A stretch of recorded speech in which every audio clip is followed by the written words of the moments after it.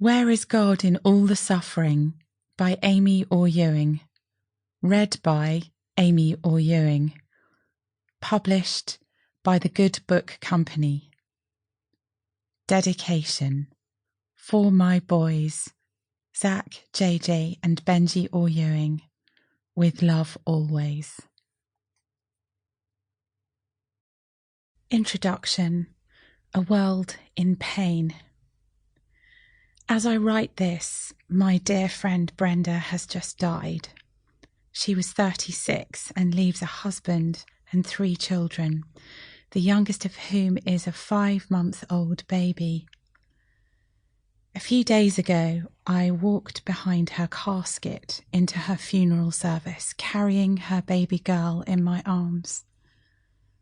I find myself asking, is there any hope in this seemingly hopeless situation? Is there any comfort for a daughter who will grow up not remembering her mother? Is there a loving God who could pour his love and comfort into our grieving hearts? Is God really there in all our pain and heartache over loss? Right now, I find myself working at home during a government lockdown, in isolation with my family. The death toll from COVID-19 climbs daily. We've all been shocked to discover how vulnerable and helpless we are against a microbial virus that has taken loved ones, closed borders, shops and restaurants, and halted the economy of half the planet.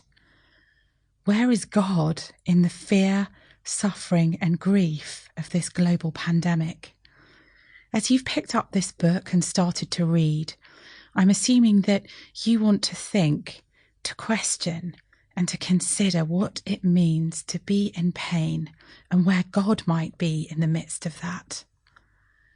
But I want you to know at the very start that I don't want to attempt to fix you or to fix how you experience pain. Rather, I hope my reflections here might be a helpful and comforting companion to you as you think about where God might be in this world filled with suffering. Books on suffering written by academic types rarely connect with people who are actually suffering. I work in Oxford and I have had the opportunity of studying and teaching throughout my adult working life. In the course of that time, I found myself drawn to thinking about and reflecting on some of the toughest questions of life.